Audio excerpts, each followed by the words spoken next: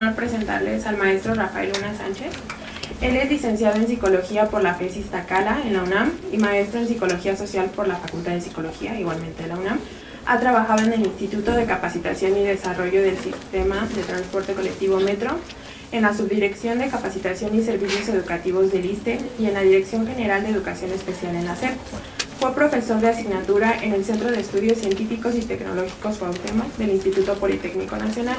Se ha actualizado en diversos cursos en temas como la planeación y la evaluación académica, estudios de género y masculinidad, sexualidad, diseño de protocolos de investigación y metodología. En la Facultad de Psicología de la UNAM ha impartido materias tanto del plan de estudios anterior como del nuevo plan en el área de psicología social. Ha sido director, revisor y jurado en diversas tesis de licenciatura. Se ha presentado como ponente, conferencista, participante en mesas redondas, comentarista en diversas películas y como colaborador en la presentación y dictámenes de libros. Ha impartido cursos dentro y fuera de la UNAM. Ha colaborado como secretario técnico de la Coordinación de Psicología Social y como coordinador de la misma. Actualmente se encuentra cursando el tercer semestre del doctorado en el programa de maestría y doctorado en Psicología de la UNAM. Que bueno, es para mí un placer presentarles al maestro Rafael Luna, quien les va a hablar del tema cultura en las redes sociales. Buenas tardes. Antes que nada quiero agradecer al comité organizador del evento, particularmente a Juliana, por haberme invitado. ¿Necesito o no necesito? Sí. Al evento, ¿no? Y, por supuesto, más encarecidamente agradecer a ustedes por estar aquí en este espacio, compartiéndolo en estos momentos. Lo que voy a hacer, tengo una presentación muy breve, no la voy a hacer muy larga, y les quiero platicar sobre lo que estoy trabajando como proyecto del doctorado. Voy a tratar de ser lo más sintético posible, voy a tratar de comentarles las ideas más grandes, más generales que contiene mi proyecto, que como ustedes saben se llama Cultura en las Redes, ¿no? Entonces, están 4 apartados en lo que voy a platicar con ustedes aquí. El primero es un tema más general, más abstracto, macro, si quieren ustedes, que tiene que ver con la relación entre la sociedad, la cultura y la tecnología. Después pasaré a platicar un poco este asunto de las tecnologías sociales, los desarrollos de Internet, la web 2.0, todas las implicaciones que tiene sobre todo la web 2.0 para el tema particular de las redes sociales. Después, también muy general, les voy a exponer un poco el marco teórico desde la psicología social que estoy adoptando, es el de la psicología cultural, particularmente el de Schroeder. Y finalmente me voy a focalizar en Facebook y ya les platicaré cómo es que desde el modelo de psicología cultural de Schroeder pretendo analizar Facebook. Entonces, voy a platicarles muy rápidamente, brevemente, de 3 autores, no son los únicos, hay otros autores que en este nivel macro tratan de dar cuenta de cómo puede ser, cómo ha sido, sobre todo en los últimos 40, 50 años, esta relación entre la sociedad, la cultura y la tecnología. El primero de ellos que ven ustedes es Neil Postman, sociólogo norteamericano, que tiene un libro que se llama, desde el título ya es muy indicativo de su posición, Tecnópolis, la rendición de la cultura frente a la tecnología tal cual. Esa es su tesis. Él hace un análisis histórico en Estados Unidos de cómo han venido suscitándose ciertos cambios tecnológicos y cómo eso ha afectado a la sociedad norteamericana en su conjunto. Para no hacer más largo el recuento de este histórico que hace el autor, su tesis principal es que a principios del siglo XX, el siglo pasado, en Estados Unidos, sobre todo con la implementación de sistemas de producción en línea, con el Fordismo o el Taylorismo, estas formas de nueva organización del mundo laboral impactan al grueso de la sociedad, de tal suerte que los criterios de racionalidad, eficiencia, mecanización, automatización, inherentes a los procesos de la producción de mercancías se tratan de trasladar hacia la sociedad en su conjunto, y termina concluyendo que ante esta dinámica de dependencia del desarrollo económico, la producción de mercancías, la cultura termina rindiéndose frente a la tecnología. Otro autor que trabaja más o menos en esta línea, aunque abordándolo desde la posmodernidad, es Fredric Jameson, un crítico literario de afiliación marxista, ¿no? Y lo que él dice es que a partir de los 60 algo sucedió con el régimen de la modernidad y el régimen del capitalismo, como se venía constituyendo hasta ese momento, que da origen a lo posmoderno. Desde su perspectiva, lo posmoderno será la lógica cultural del capitalismo tardío. Este capitalismo tardío, como ustedes saben, ahora lo podemos interpretar también como el neoliberalismo, el proceso de globalización. Y lo que Jameson nos dice es que en esta transición hacia lo posmoderno, algo que sucede con la cultura es que aquella distinción que también fue muy discutida en su momento entre alta cultura y cultura popular se pierde, yéndose el asunto de la cultura hacia la cultura de masas y fundamental, principalmente orientada hacia el consumo. En ese sentido, por ejemplo, la estética se subordina a la lógica del mercado y por eso podemos ver comerciales tan bonitos, ¿no?, tan estéticos, pero el asunto es el mercado y el consumo, y la cultura sirve para reforzar este desarrollo tecnológico. Alguien con una posición más, digamos, más positiva frente a esto, porque si vemos con atención, tanto Postman como Jameson tienen ahí una idea de que la cultura se ve presa, de alguna manera, ante las determinantes económicas y políticas. Apadurai, desde la antropología, nos dice que coincide en este análisis de la modernidad. Él analiza dos fenómenos particularmente: los medios electrónicos y los procesos migratorios, pero él dice que hay un conflicto ahí entre lo global, como esta pretensión de, bueno, no, en lo económico no es una pretensión, perdón, lo que está globalizado es un modelo económico, no un modelo cultural. La cultura no está globalizada, que entonces en este proceso de globalización hay una tensión entre cómo los diferentes grupos, sociedades o culturas se apropian de esa tecnología y la incorporan, o de plano le ofrecen resistencia a dicha cultura. Entonces él apela, en un giro conceptual más interesante quizás, si ustedes lo quieren ver así, hacia que este momento de integración de tecnologías, nuevas tecnologías, internet, etcétera, etcétera, no va a producir solo una sujeción de los nuevos sujetos, sino que va a permitir jugar con las identidades y lo que él conceptualiza como el trabajo de la imaginación. Ante este estado de cosas, él le apuesta por un trabajo de la imaginación. Hay otros autores que no me voy a detener en ellos para no hacer largo el asunto, pero sociólogos, antropólogos, etcétera, que están haciendo o tratando de dar cuenta de esta relación, parecen coincidir en ciertas cuestiones, ¿no? Un cambio tecnológico, en términos históricos, viene a impactar la forma en que nos relacionamos socialmente y la forma en que trabajamos las cuestiones culturales. O sea, hay una relación muy estrecha entre el cambio tecnológico y el cambio cultural, político, económico. Y esto, bueno, eso lo vamos a ver, sobre todo esta parte económica, política, la podemos ver con internet a continuación. Tanto Postman como Jameson, ¿no?, están planteando, como ya decía, así como aquí la cultura está supeditada al mercado y al consumo.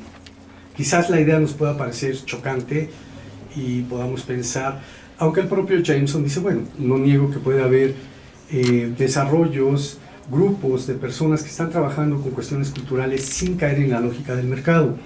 El problema es que básicamente ahora, para efectos de mercantilización, recuerden que ahora, bueno, si lo conocen o no lo conocen, si lo conocen recuerden, está el mercadeo viral, que implica que muchas compañías actualmente aprovechan las redes sociales para promocionar sus productos por las ventajas que ofrecen estas redes sociales, que al rato platicamos.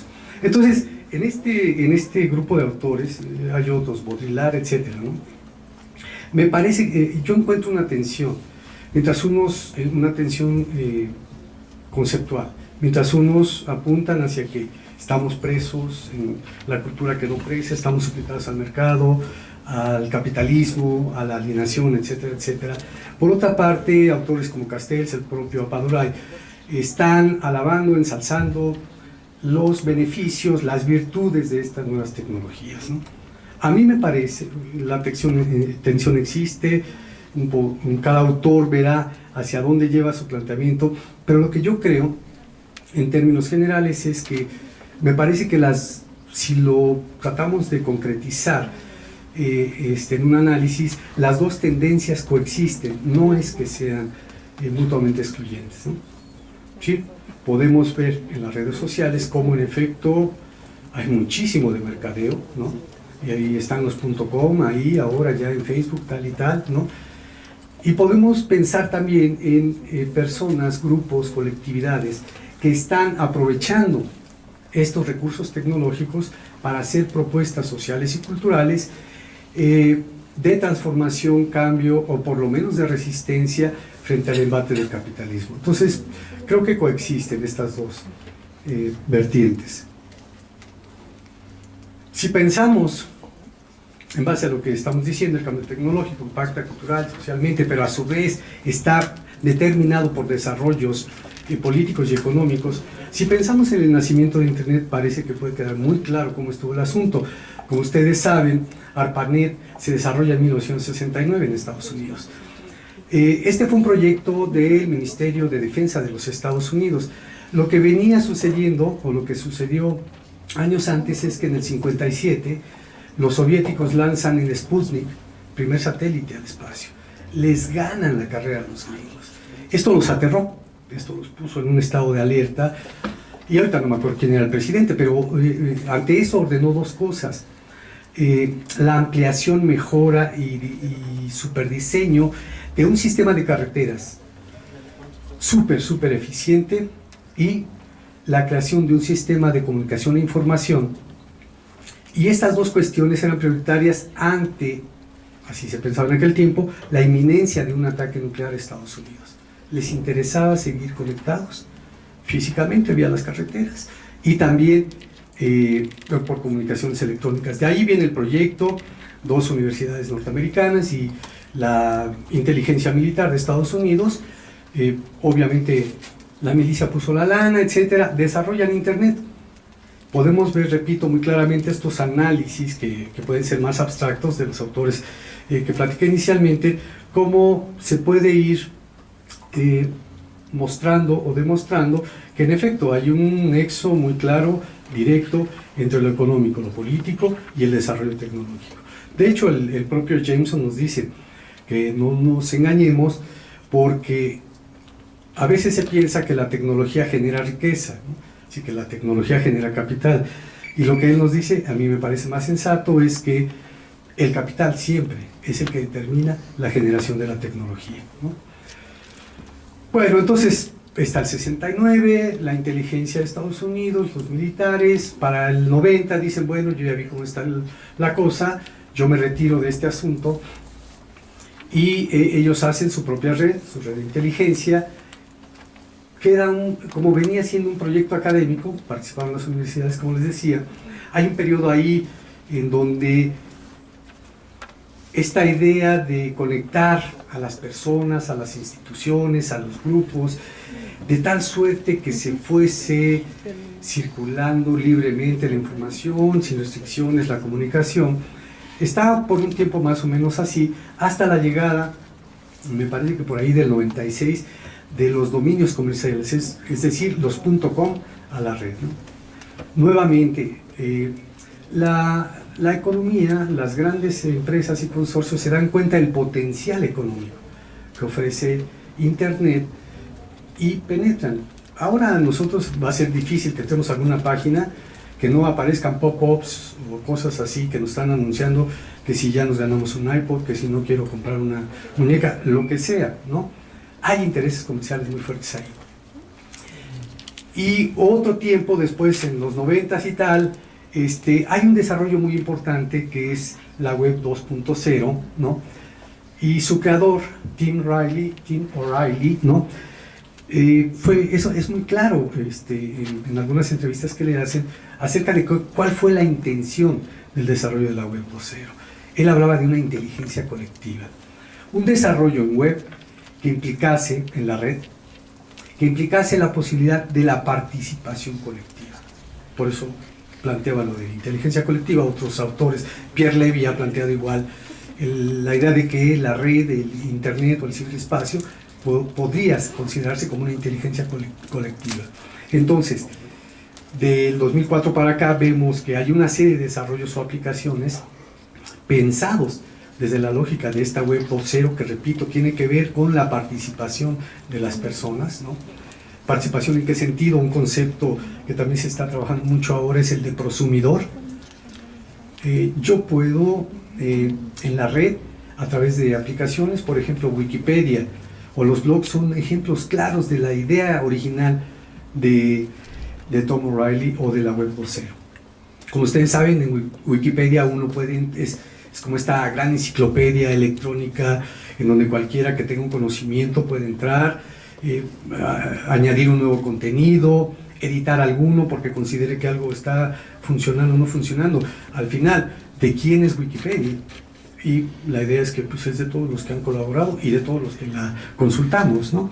Algo semejante sucede con los blogs. Un autor de cualquier área del conocimiento o simplemente un ciudadano común y corriente pone sus ideas sobre la realidad, sobre el mundo circundante, y uno puede entrar a su página, leer lo que ha escrito y si está de acuerdo, retroalimentar positivamente, y si está en desacuerdo, simplemente decirle, oye, creo que no, es como tú lo planteas. Por eso es el trabajo entre diversas personas, ¿no?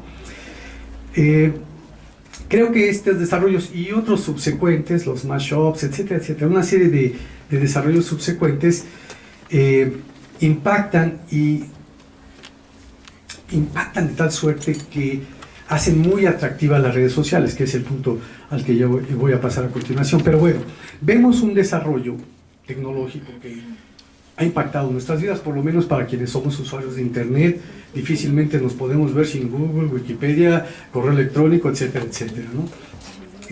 No quisiera cerrar esta parte sin considerar otro tema que también es muy importante, que acota un poco el posible, porque se habla del impacto a nivel mundial, tal y tal, del ciberespacio, la red de redes, pero debemos pensar que no todas las personas en el mundo tienen el acceso que nosotros tenemos ni a Internet, ni al ciberespacio, ni a redes sociales. Y a esto se le ha denominado la brecha digital. El INEGI, la última vez que consulté la página, hace unos 3 o 4 meses más o menos, maneja datos alrededor del 25-30% de población en México que cuenta en su casa con una computadora y acceso a Internet. Somos 113 millones, quiere decir que por ahí de 70 y tantos millones de mexicanos y mexicanas no cuentan en su casa con un equipo y conexión a Internet. Pero también tenemos que pensar que esto no es suficiente. Si yo llego a tener, si estoy en mi casa con la computadora y si mi abuelita viviese, por ejemplo, pues a lo mejor mi abuelita no sería capaz, por no tener el conocimiento, ¿no?, de realizar una búsqueda más o menos satisfactoria en Internet, no sabría inglés y muchas páginas están en inglés, etcétera, etcétera. Entonces, esto puede tener implicaciones. Una de las implicaciones que tiene que ver con el modelo de la globalización es que en el futuro solo las personas realmente informadas y con acceso al conocimiento sean aquellas que tienen las herramientas cognitivas, etcétera, etcétera, para acceder a estas nuevas tecnologías, ¿no? Entonces, yo siempre lo pongo en discusión porque nos permite también acotar cuando decimos que los que estamos en las redes y que no sé qué, bueno, ¿quiénes somos, no? ¿Quiénes somos? La tensión entre si es una herramienta, una tecnología liberadora, potencializadora de capacidades. La pregunta que nos hacemos es, bueno, entre muchas otras es, sí, pero ¿para quién?, ¿no? De pronto uno escucha que en alguna comunidad o para alguno de nuestros grupos étnicos, que son los más históricamente olvidados, maltratados, excluidos del sistema, pues que en alguna comunidad ya se organizaron y están comercializando sus productos a través de Internet, y uno dice, qué bueno, excelente, esto es genial, ¿no? Pero ¿será una realidad para toda la población de nuestro país? Me parece que no, y entonces eso ya nos permite acotar las posibles afirmaciones sobre efectos, etcétera, etcétera. Parece que la última tendencia entonces en este asunto del desarrollo de nuevas tecnologías es hacia lo que se denomina la convergencia digital, ¿no? O sea, la convergencia no solo tiene que ver con que ahora, por ejemplo, periódicos y televisoras están en la red, dado su impacto, dada su popularidad, dada su accesibilidad para ciertos grupos, etcétera, etcétera. Los medios tradicionales, televisión, repito, etcétera, se vienen a Internet. Pero aparte, el desarrollo propio tecnológico no se detiene, no se va a detener, ¿no? Y ahora uno puede estar en línea, desde su celular, desde su iPad, desde todos los dispositivos móviles. La tendencia en ese sentido, me parece, es a lo que yo denomino la tecnologización de la persona. Yo debo tener o traer incorporado prácticamente, ¿no?, el desarrollo tecnológico que me permita, en esto que se ha denominado sociedad de la información, etcétera, etcétera, ¿no?, estar informado en todo momento. Y también son fenómenos que no debemos perder de vista. Ok. Ay, perdón. Perdón, ya. Bueno, la cuestión de las redes sociales. Dentro de este desarrollo tecnológico, en el ámbito de lo digital, sabemos que lo que más ha impactado en los últimos años, absolutamente no hay ninguna duda, ustedes pueden consultar páginas como Alexa, comscore.com, etcétera, etcétera, y verán que los sitios más visitados a nivel mundial son las redes sociales, ¿no? Aquí tenemos como diversos niveles en los cuales podemos interactuar o participar en la red, desde el nivel individual, el nivel grupal y el nivel colectivo. ¿Para qué la estamos utilizando? Pues básicamente para información, entretenimiento, pero ojo, y esto nos regresa un poco a lo que decíamos al inicio, también para el consumo. Es una herramienta que está muy metida, muy focalizada en el mercado, ¿no? Y pensando, por ejemplo, en términos de cultura, nosotros podemos pensar, advertir o anticipar que en las redes sociales existe un gran, enorme flujo, un enorme movimiento, una gran movilidad de temas y asuntos culturales.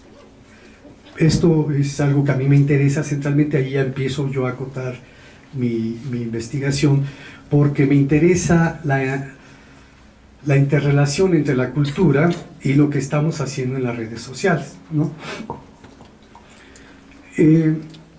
Hay dos estudios que estoy citando aquí, el de Boyd y Ellison y el de Anderson et al.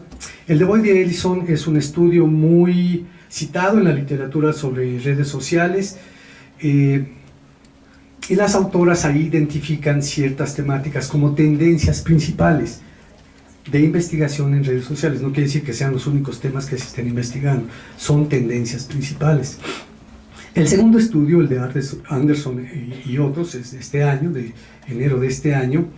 Ese estudio está centrado en la literatura psicológica sobre Facebook, ¿no? Y los temas que ven ustedes ahí tienen que ver con las coincidencias que hay entre ambos estudios. Entonces aparecen, obvio, ¿no? Si vamos a ver redes sociales tipo Facebook, MySpace, etcétera, etcétera, vamos a ver que el tema de la amistad es un tema recurrentísimo, ¿no? Sin embargo, claro, hay un estudio, por ejemplo, también es muy citado, el de Tong y otros, que dice, ok, vamos a ver cómo evalúa la gente a los dueños de un perfil dependiendo del número de amigos, ¿no? Entonces lo que encuentran es que una evaluación positiva, buena onda, tal y tal, es hasta 300 amigos. Si uno tiene menos de 300 amigos, la gente puede pensar que uno es medio o neurótico, asocial, algo está mal porque uno no puede conectarse con más gente. Pero si uno tiene entre 400 y 900, que fue el rango que ellos encontraron en la muestra que estudiaron, también se piensa mal de esta gente, ¿no? Sí, bueno, está de presumido, presumida, que se siente el más popular del planeta, o qué rollo. Hay varios estudios que están centrados dentro de las redes sociales, o específicamente en Facebook, en este asunto de la amistad. Lo que a mí me parece es que algo que no se está discutiendo, no he leído por lo menos un estudio que así lo haga centralmente, es qué implica cómo es que en vida real yo puedo tener, no sé, amigos y lo entendiésemos en este momento como esta persona con la cual puedo compartir espacios, tiempos, recursos, afectos, ideas, emociones, etcétera, etcétera, etcétera, ¿no? Y entonces uno puede contar entre 10, 15, no sé cuántas amigos en este sentido existan, como uno puede en un entorno virtual, como las redes sociales, pensarse con 300 amigos para estar a tono con el estudio de todo. Me parece que no se ha investigado no sé si es un cambio de sentido, una transformación del significado, o simplemente es un transitar entre offline y online, que es otro de los temas que se ha investigado mucho, ¿no? Los estudios iniciales, por ejemplo, un autor muy citado también es Kraut, decía que la gente que pasaba mayor tiempo en internet dejaba de estar en contacto con sus conocidos, con sus familiares, iba aislando y entonces terminaba en una situación patológica. El propio autor, más adelante, y otros estudios dicen, no, parece que para la gente ahora este asunto del offline-online no es un problema. Uno puede transitar, o sea, parece que las relaciones online en términos de amistad y de muchas otras complementan más que sustituyen a las relaciones en la vida real, ¿no? Entonces, no me voy a detener ya en todos los temas, quiero dejar un poco de tiempo, ya me estoy colgando mucho, porque la parte más rica y más interesante a mí siempre me parece una parte en donde podamos dialogar sobre lo que les parece, no les parece, les generó o no les generó la presentación.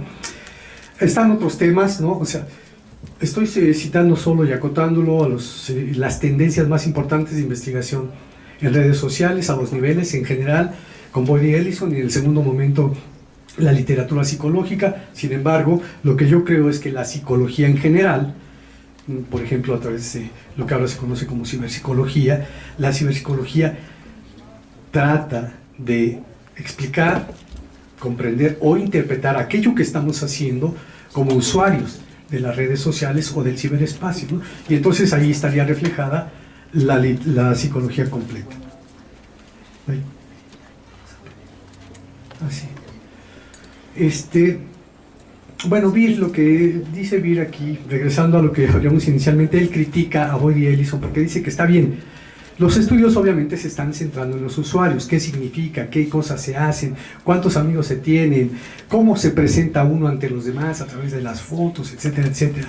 Dice, todo eso está bien, pero lo que no debemos olvidar es la estructura de las propias plataformas, la estructura tecnológica. Los administradores, el tipo de interfase, ahora el tipo de aplicaciones que incorporan, los intereses propiamente dicho de esa compañía, ¿no? De tal suerte que eso complementa la visión que podamos tener del fenómeno, porque si no solo nos quedamos con el punto de vista de los usuarios. En fin, entonces lo que yo estoy trabajando, repito, en el proyecto, en el estado del arte, es ya encaminado precisamente a temas culturales, porque en general en la literatura psicológica, por ejemplo en el estudio de Woodnott y otros que les decía hace rato, no hay temas, artículos empíricos o de investigación más abstracta centrados en cómo puede estarse manifestando la cultura en las redes, en Facebook. En el siguiente nivel, a nivel de redes sociales en general, sí hay algunos estudios, solo les voy a platicar dos muy rápido. Uno de Liu, lo que él hace es, se va con la técnica de minería de datos, que como ustedes saben ahora implica ir y extraer de grandes bases de datos. Él toma 100, 120 mil registros de MySpace y quiere ver qué es lo que está ahí en términos culturales. Se encuentra que las tres preferencias culturales más citadas, más reportadas en los perfiles que él extrajo de MySpace fueron, y así en ese orden, la música, el cine y la literatura. Bueno, eso ya nos va acercando un poco a la idea de cómo puede estar la circulación de la cultura dentro de las redes. Otro estudio de Renfro, este es solamente centrado en la música, también en la misma red social de MySpace. Analiza cómo es que MySpace fue fundada para poner en contacto a los músicos, a las bandas de rock, entre ellos y después con sus fans, ¿no? Entonces ha sido muy exitosa. ¿Cómo es que esta red entonces ha posibilitado el compartir música de una manera impresionante, ¿no? Y no es, bueno, yo pienso, no es que anteriormente no hayamos tenido esto. Por ejemplo, algo que nos puede facilitar la red de redes, internet en general, es precisamente esta velocidad y capacidad impresionante para manejar la información, ¿no? Antes, si teníamos un disco, pues íbamos con el cuate, la cuata o el familiar, decíamos, oye, mira, te traje este disco, escúchalo, ponlo y tal, ¿no? O a una reunión con los amigos, llevábamos la película, vamos a ver esta película. Pero ahora las redes sociales nos posibilitan, repito, de una manera impresionante, pero esto lo deben saber ustedes incluso mejor que yo, el poder compartir muchas cosas, entre otras, los gustos o preferencias estéticos y culturales que tenemos. Ok. Bueno, está la cultura, no voy a tener aquí.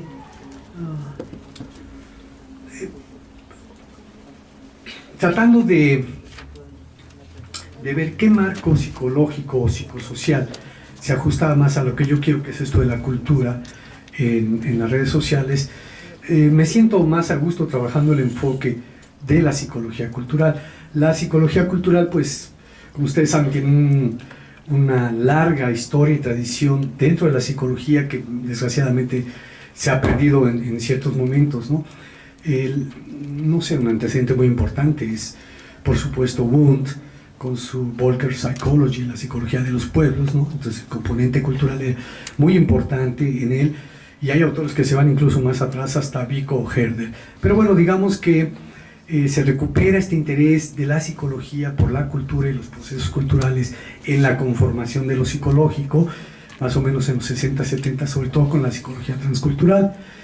Y ahora, en las últimas 2 décadas o 3, ha habido un enorme interés, un resurgimiento por la psicología en retomar esta idea.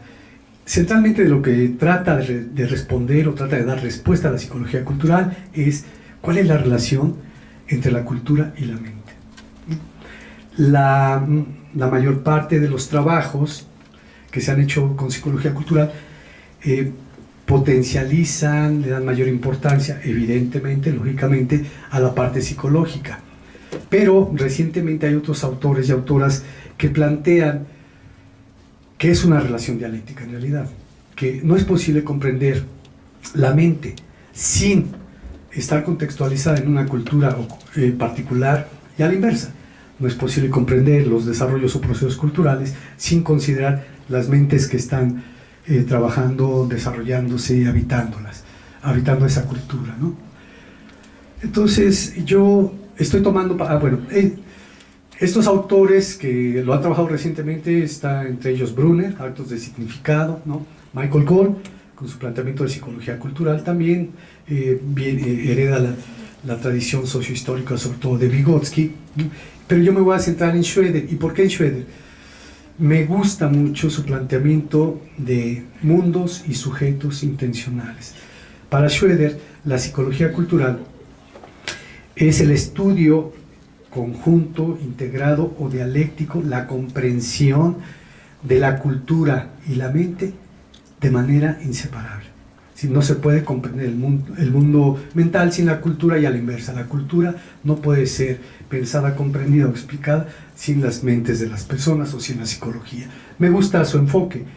Entonces, viéndolo así, esquemáticamente, ¿no? Esto de mundos y sujetos comparten el asunto de la intencionalidad. Entonces, el mundo intencional sería el mundo de la cultura, el mundo de la sociedad, y nosotros estaríamos como sujetos intencionales frente a este mundo, es decir, conviviendo, reaccionando o actuando dentro de esos mundos. Si yo intento, que es lo que quiero hacer, que quiero investigarlo así ya centralmente, Facebook como un mundo intencional.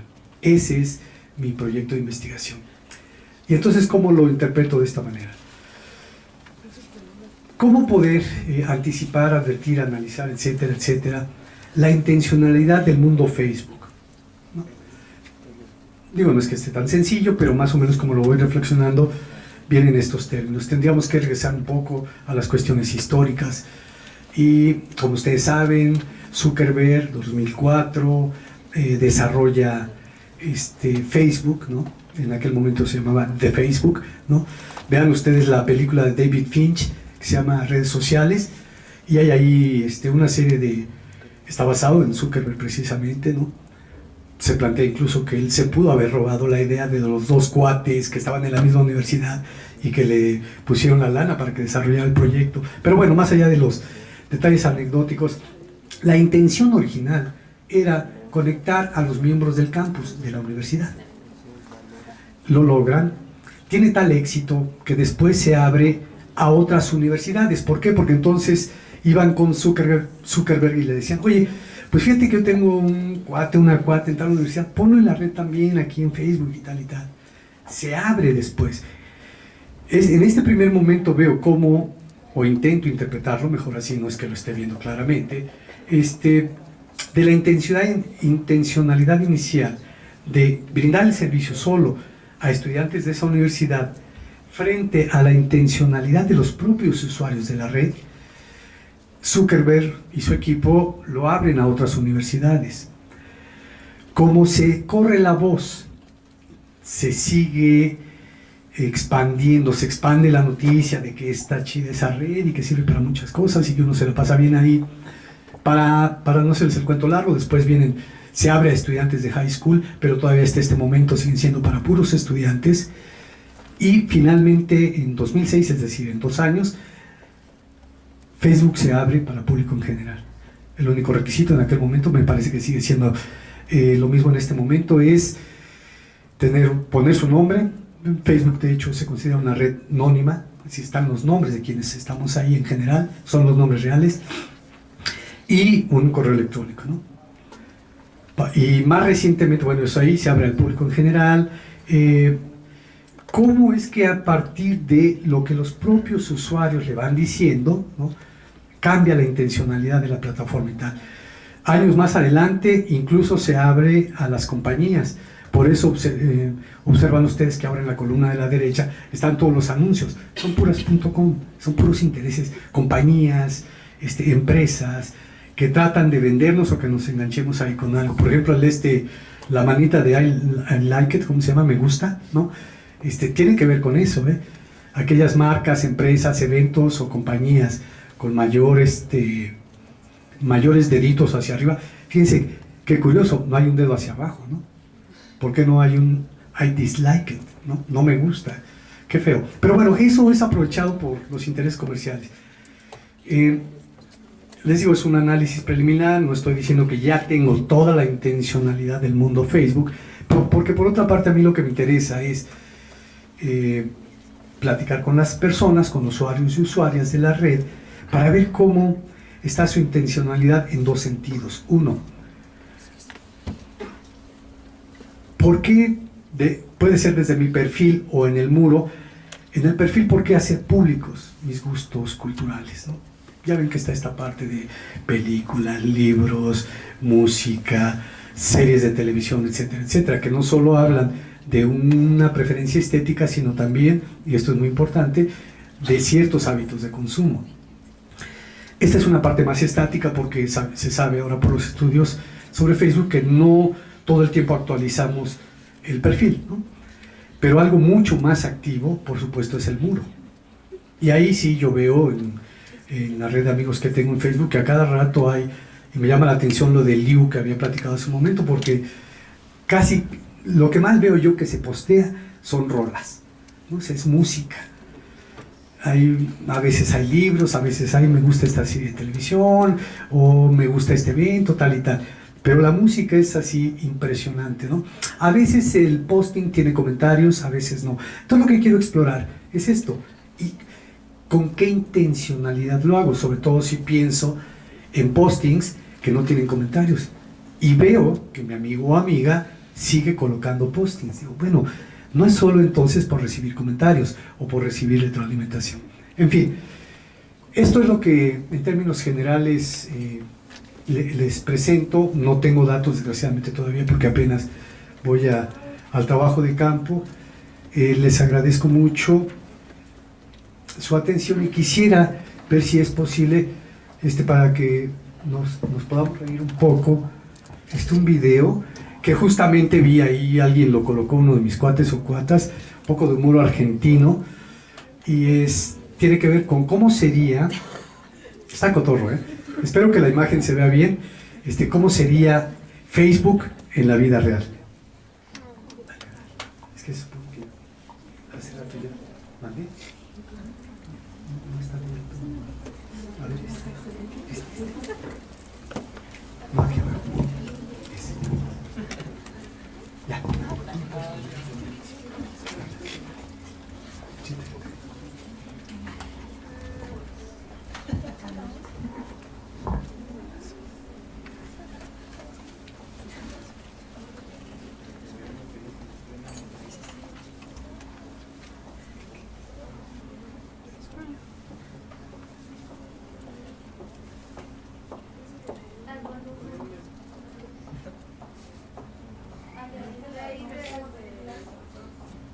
¿Aquí?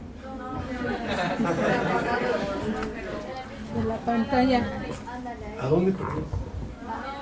En la computadora.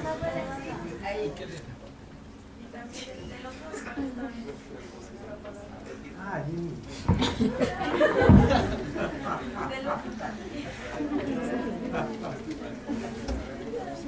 Salte de la pantalla completa. Regréselo. Que lo regrese. Salte de la pantalla completa.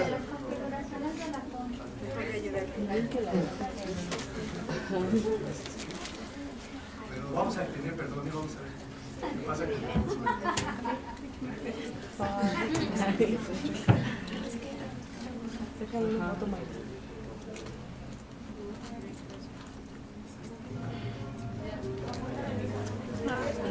Desde el principio.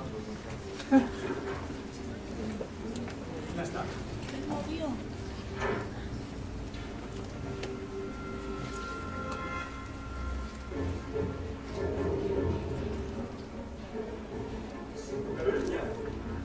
Carolina, ¿me quieres decir quién es este tipo?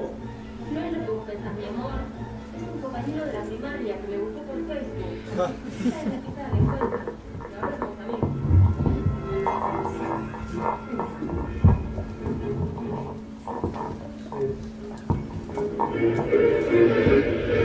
Pues mira, mi amigo.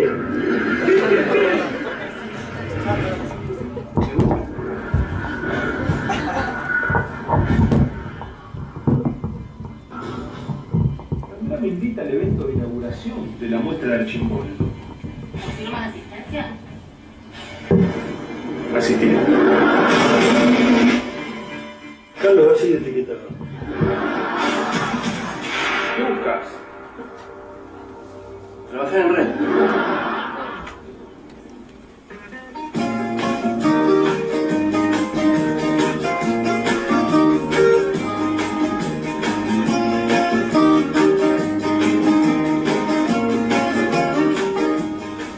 ¿Qué es eso? Gente que quizás conozco.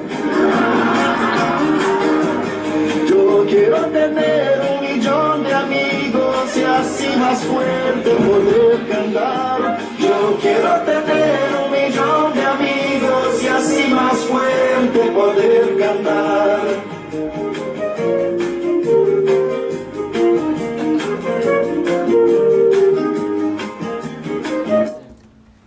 Bueno, pues muchísimas gracias.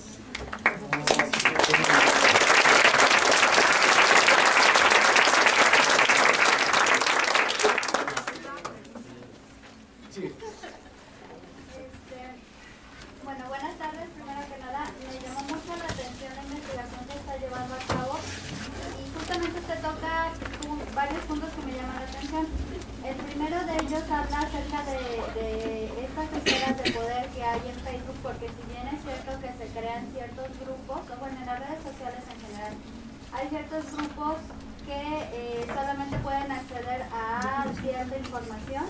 Ese es el primer punto. El segundo de ellos es el tipo de perfiles diversos que hay en cada una de las redes sociales, porque hay que tomar en cuenta que no siempre todas las personas que están en una red social en particular tienen características similares. Es decir, por ejemplo, en Facebook regularmente nosotros tenemos como amigos a personas que conocemos físicamente. Y sin embargo en Twitter no es lo mismo porque son personas que no conocemos, pero que comparten ciertos ideales con nosotros y que por eso deciden o toman la decisión de seguirnos. Ay, perdón, como no soy de... Creo que soy Lentium 1 de los primeros procesadores. Entonces se me va a ir después la onda y no traje pluma para anotar. La primera pregunta es que si yo dije que existen algunos grupos dentro de las redes sociales, si entendí, por eso te repregunto, que no tienen acceso a la información dentro de esa plataforma. Bueno, más bien es más bien como ir segmentando, o incluso hay una segregación dentro de las mismas redes sociales, porque justamente se habla de una esfera de poder. O sea, hay ciertos grupos que incluso se crean dentro de la misma red social, es decir, Facebook, en donde te dicen, ¿sabes qué? Tú puedes integrarte a este grupo de música clásica y es exclusivo para gente que sabe de música clásica. O ¿sabes qué? Yo te pongo dentro de mi grupo de amigos y etiqueto cosas para ese grupo de amigos que otras personas no pueden tener. Más bien va por Entonces, esa... ¿tú te refieres al manejo del poder dentro de la red? Sí, bueno, ahí yo creo, si pensamos un poco, ¿qué es nuevo realmente? ¿No? El concepto de redes sociales, el concepto como intitulé alguna de la diapositiva de tecnologías sociales, interacción social, comunicación, identidad, liderazgo, no sé, grupos incluso, que son importantes para nosotros en la psicología social. Me parece que en términos conceptuales no están siendo, al revés, mejor, las redes sociales no están cambiando o modificando drásticamente los contenidos de estos conceptos teóricos. De hecho, cuando hablamos de, por ejemplo, comunicación o interacción, dos procesos centrales, en el ciberespacio, ustedes van a encontrar la literatura que se les acota, es comunicación mediada por computadora, interacción mediada por computadora. La mediación es importante, pero no es diferente. Lo que creo entonces es que puede tratarse de una ampliación o traducción de los procesos que tenemos en vida real a la vida virtual o a los entornos virtuales. Recordemos que la virtualidad es un como si. Aquí hacemos como si, ¿no? Entonces, por supuesto que puede haber grupos que estén ejerciendo el poder.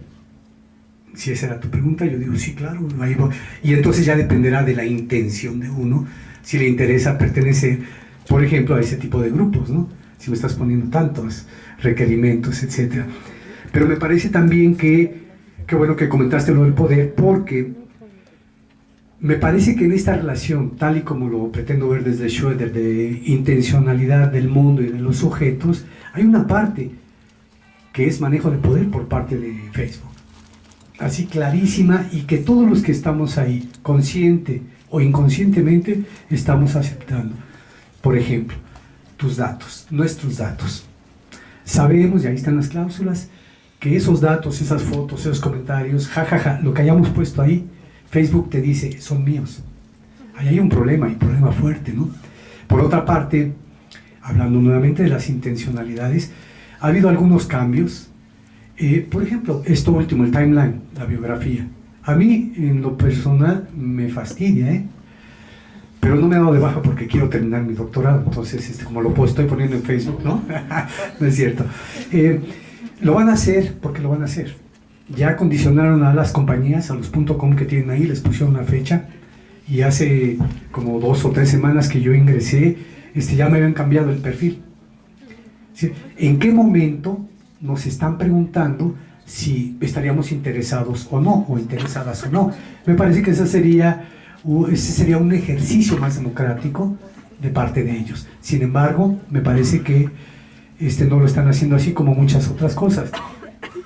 Entonces, qué bueno que tocaste la cuestión del poder, porque eso nos trae a la discusión el asunto, o a la reflexión, el asunto de que Facebook ejerce poder con nuestro consentimiento.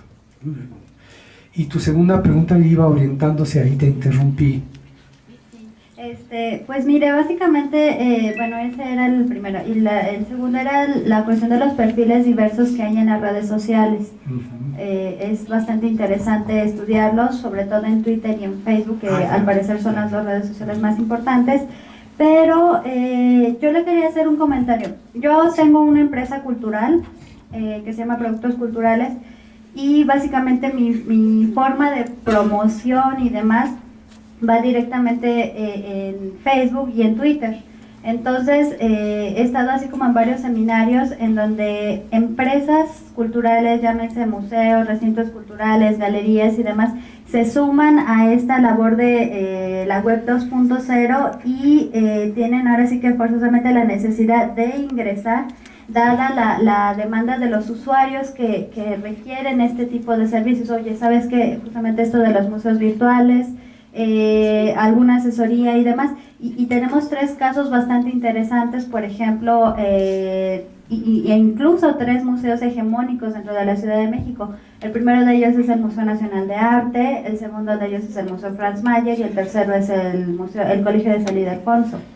Entonces, ellos basan su comunicación muy pertinente y tienen más de 22,000 usuarios en sus redes, justamente porque saben cómo mandar los mensajes a las personas indicadas o a estas personas que son promotores dentro de las mismas redes sociales. Es como comentario, ¿verdad? ¿Me lo estás diciendo? Sí, yo por eso, bueno, pero tu comentario me regresa a algo que señalé. O sea, no creo que el hecho de que haya empresas como tales o promotores culturales esté mal en las redes sociales, ¿no? El problema es que solo estuviesen las otras compañías las que están lucrando con nuestros datos, con nuestros hábitos de consumo, con nuestros contactos, ¿no? Para llevarlo al mercado en las peores condiciones o en la peor lógica, ¿no? Lo que tú estás planteando es lo que yo decía al otro lado. Yo creo que las dos tendencias coexisten. Habrá colectivos, grupos o personas que quieren promover la cultura desde donde lo estén trabajando, no importa, arte, lo que sea, pues, ¿no? Y que puedan estar aprovechando muy bien esta tecnología para llegar a un mayor número de personas o para llegar a los grupos o personas que realmente necesitan eso. O sea, está bien. Sí, porque justamente, por ejemplo, en Facebook tenemos amigos que no necesariamente están inmersos en la cuestión cultural y que sin embargo cuando tú pones un post relacionado a alguna exposición, alguna conferencia y demás, estás rompiendo esa barrera que antes existía. Esa es una de las ventajas de las redes sociales. Quizás les induces el interés a pensar, oye, pues, hay esto este fin de semana, pues voy. Entonces es un excelente medio de comunicación, me parece a mí, el hecho de que podamos manejar y que se vaya haciendo una especialización en cuanto a manejo de las redes sociales para la cultura. Y ya finalmente, nada más un último comentario. Si bien es cierto que, por ejemplo, ahora que ha manejado usted el icono de me gusta con el dedito arriba, me parece que Facebook está asimilando muy bien sus símbolos y mediante este símbolo está haciendo una reinterpretación que otras compañías están manejando para su publicidad. No sé si ustedes han visto en los espectaculares de el Ron Antillano, que dice, oye, me gusta y que no sé qué. Entonces ahí está revalorizando y está diciendo, oye, ¿sabes qué? Tienes que estar en Facebook, porque si no estás fuera de la jugada de la actualidad y aparte de todo promociono mi producto. Sí, sí, gracias. Mi nombre es Graciela. ¿Qué tal? Quiero felicitar. Gracias, muy mal. Y hay 2 preguntas que quiero hacer. Una, completando lo que decía la compañera, las diferentes redes tienen diferentes información y diferentes usuarios. Supongo por lo mismo que diferente intencionalidad. Es muy curioso, por ejemplo, cómo se reflejan los procesos psicosociales en Facebook. Tiene más que ver, como comentabas, con los grupos. En el caso, por ejemplo, de Twitter, el liderazgo tiene una relevancia especial en lo que a procesos psicosociales se refiere. Pero hay por ejemplo, en el caso de YouTube, es una red muy visual que tiene también una vocación diferente. me parece además que las redes son dinámicas, tienen diferente movimiento. En el caso de Facebook, que tuvo un crecimiento bueno, tan relevante que en la película se notó, ha estado viniendo a la baja. En el caso, por ejemplo, de Twitter, viene al alza. O sea, el crecimiento de Twitter en los últimos 2 años, en particular en México, este último año, a partir de las campañas políticas para acá, tuvo un boom excesivo, ¿no? Un boom importante. ¿Cómo podrías identificar estos procesos y la intencionalidad que ellos reflejan en las diferentes vocaciones de las diferentes redes que tienen relevancia en México hoy en día? Si entendí, vocaciones hablaría como de los propósitos de estas redes. Sí, claro. Diferentes usuarios. Sí. Es muy curioso esto que dices de los trendsetters, ¿no? Que es esto de liderazgo, pues, porque es el concepto que está manejando ahí en las redes sociales. El trendsetter es aquella que llega y dice, pone un comentario, da una información, invita a una actividad y todo el mundo lo sigue.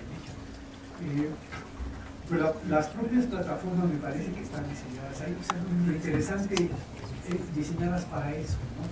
Pero el problema que yo veo ahí es que ¿qué tanto realmente tiene que ver con los usuarios como tales, que se conviertan en seguidores?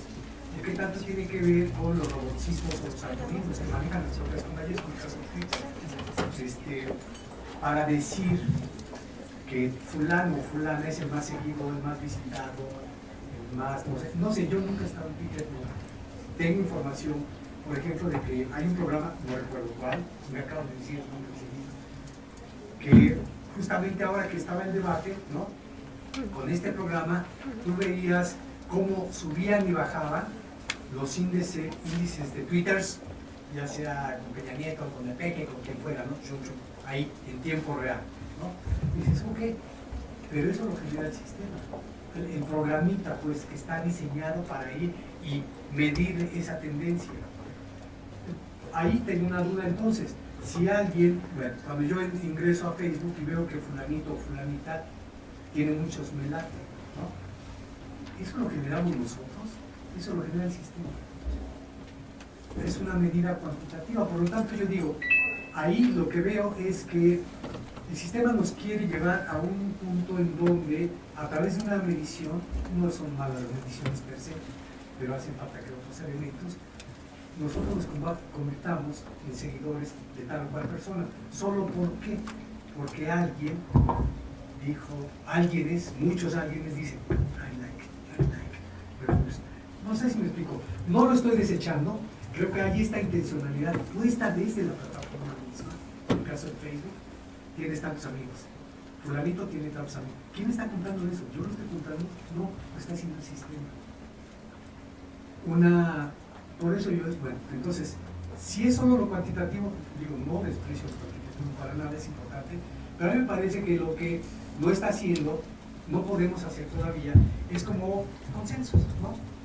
A lo mejor abrimos un grupo de discusión con todos mis cuates y mis cuatas ahí en Facebook y decimos, ok, para tal tema vamos a ponernos de acuerdo, no porque el sistema nos diga que fulano o fulana es importante o tal, sino ¿por qué no lo decidimos nosotros? No sé si me explico.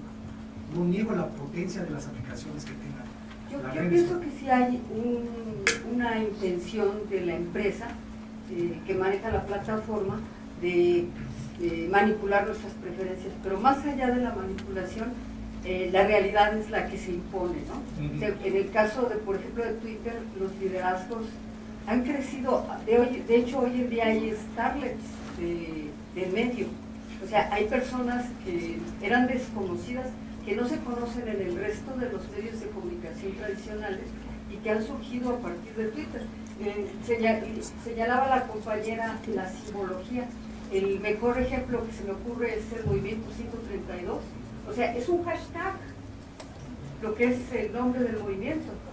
Y bueno, los que somos tuiteros sabemos que de ahí viene, pero seguramente mucha gente se preguntó por qué la simbología, ¿no?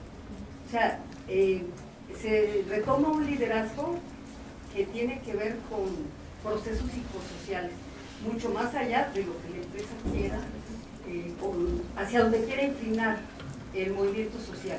O sea, la preferencia de la gente se va a acabar imponiendo. Y lo que yo quería preguntarte es si dentro de tu investigación, que has precisado que está en Facebook, así es como estás contemplando los procesos psicosociales. No el liderazgo con movimientos, creo que, bueno, ahora todavía no sé si lo voy a colocar en grupos o no. No, hay muchas cosas que están ocurriendo ahí, que se están moviendo, que la gente está compartiendo temas políticos, sexualidad, no sé, no. Estoy pensando simplemente acotarlo a preferencias culturales y más aún a estas que se reportan ahí mismo en el perfil y en el mundo confidencial, ¿no? O sea, música, libros, cine, series musicales, quizás deportes, no sé. Solo ahí lo estoy pensando ahorita. No sé si me voy a mover hacia otros temas como por ejemplo podrían ser los políticos, ¿no? Eso todavía no lo decimos. Gracias. Híjole, mucha pena, pero bueno, sí, compañero. Sí, gracias. Rápidamente, profesor, tengo una pregunta. Sí. Bueno, creo que no se mencionó, no sé si no sea parte importante. Bueno, recordamos que en la teoría de las necesidades de Maslow menciona que el comportamiento del ser humano va dirigido de acuerdo a las necesidades que él tiene que satisfacer. Dentro de estas necesidades, bueno, se encuentran, lo que yo me he dado cuenta mucho, principalmente en los adolescentes, es que ellos tienen precisamente una cantidad grande de amigos por el sentido de filiación, o en el caso de las personas ya que ya no son adolescentes, que ya son adultos jóvenes, que van más por el sentido de todo este sentido de afiliación, sentido de pertenencia, incluso de reconocimiento.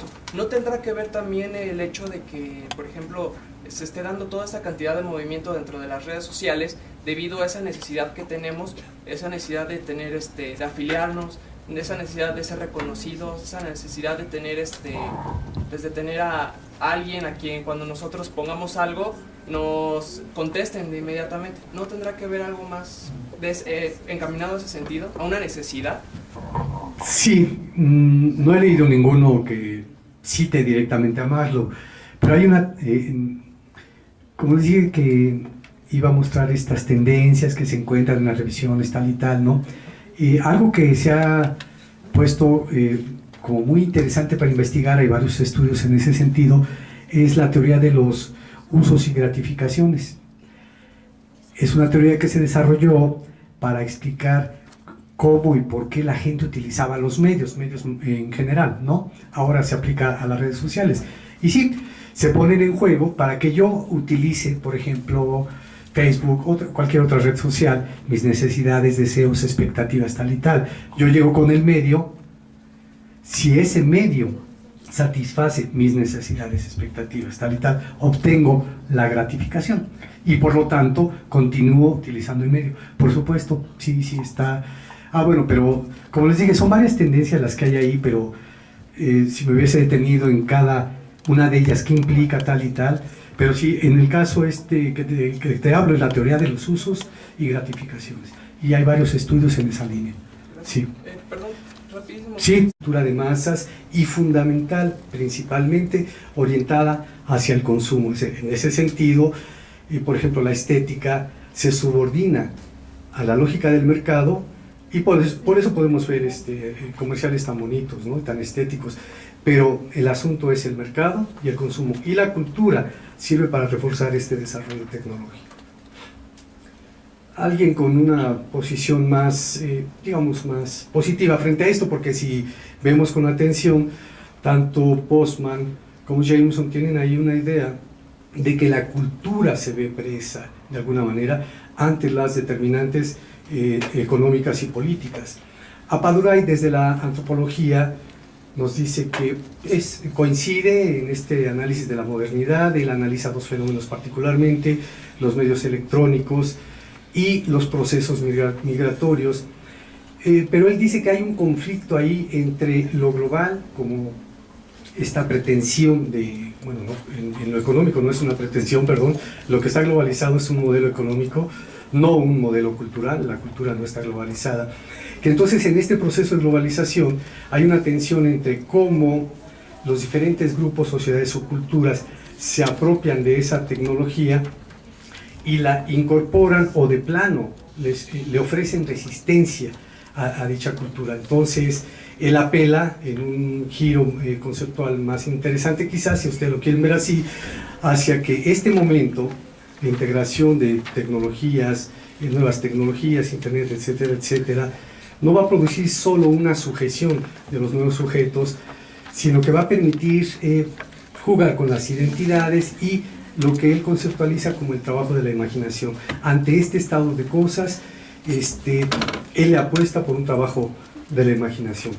Hay otros autores que no me voy a detener en ellos para no hacer largo el asunto, pero sociólogos, antropólogos, etcétera, que están haciendo o tratando de dar cuenta de esta relación, parecen coincidir en ciertas cuestiones, ¿no?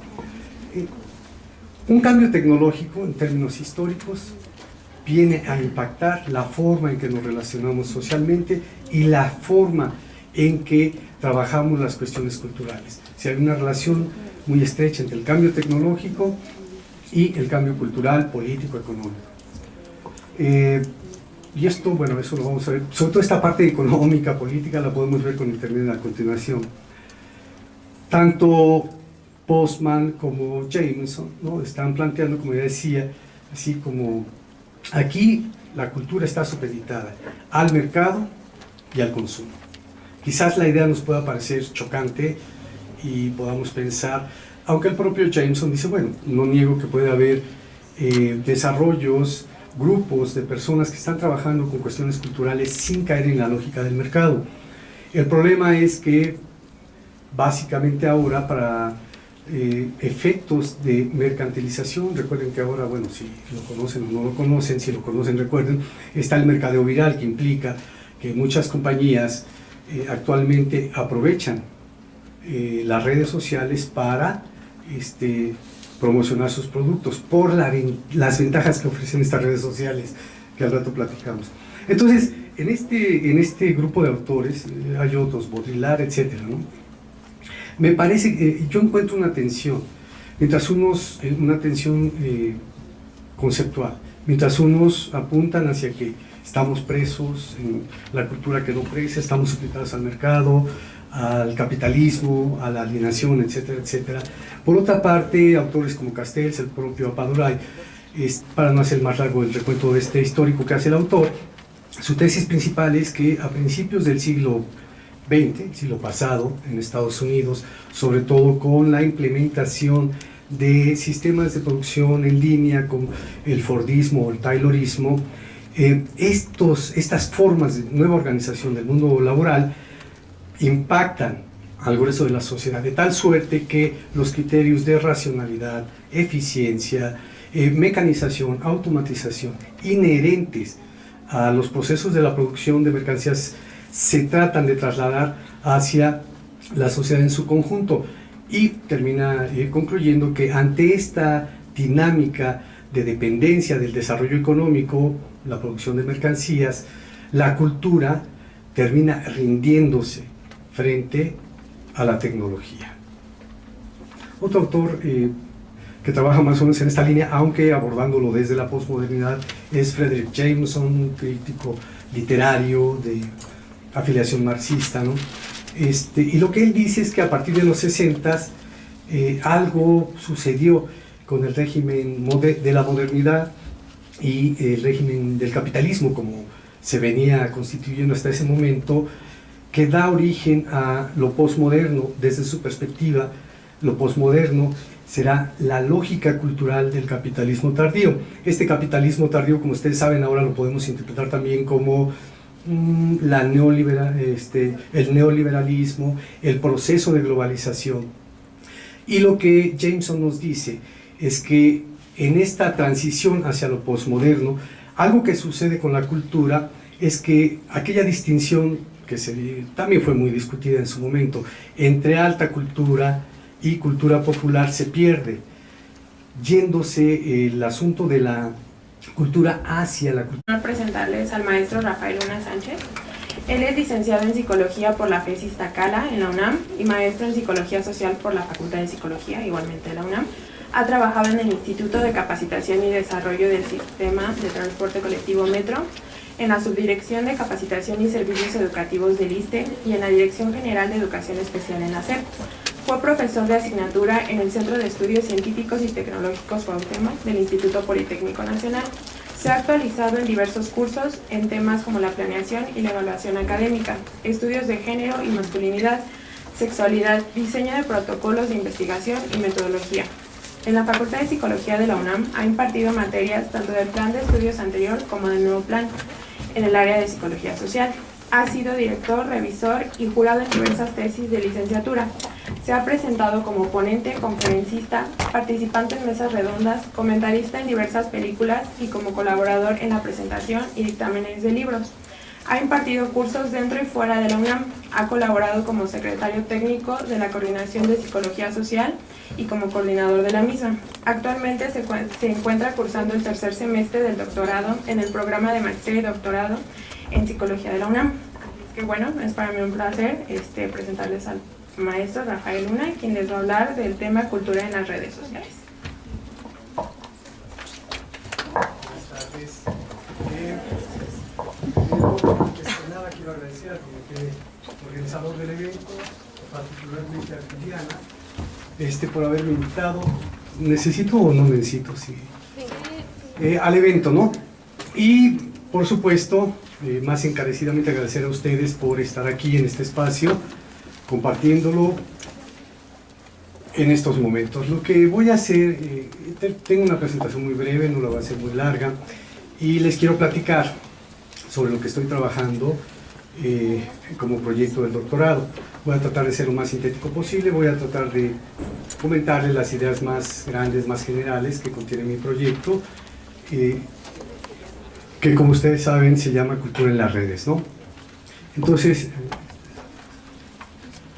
están 4 apartados en lo que voy a platicar con ustedes aquí. El primero es un tema más general, más abstracto, macro, si quieren ustedes, que tiene que ver con la relación entre la sociedad, la cultura y la tecnología. Y después pasaré a platicar un poco este asunto de las tecnologías sociales, los desarrollos de Internet, la web 2.0, todas las implicaciones que tiene sobre todo la web 2.0 para el tema particular de las redes sociales. Después, también muy general, les voy a exponer un poco el marco teórico desde la psicología social que estoy adoptando, es el de la psicología cultural, particularmente el de Schroeder. Y finalmente me voy a focalizar en Facebook y ya les platicaré cómo es que desde el modelo de psicología cultural de Schroeder pretendo analizar Facebook. Entonces, voy a platicarles muy rápidamente, brevemente, de 3 autores, no son los únicos, hay otros autores que en este nivel macro tratan de dar cuenta de cómo puede ser, cómo ha sido, sobre todo en los últimos 40, 50 años, esta relación entre la sociedad, la cultura y la tecnología. El primero de ellos que ven ustedes es Neil Postman, sociólogo norteamericano, que tiene un libro que se llama, desde el título ya es muy indicativo de su posición, Tecnópolis, la rendición de la cultura frente a la tecnología tal cual. Esa es su tesis. Él hace un análisis histórico en Estados Unidos de cómo han venido suscitándose ciertos cambios tecnológicos y cómo eso ha afectado a la sociedad norteamericana en su conjunto.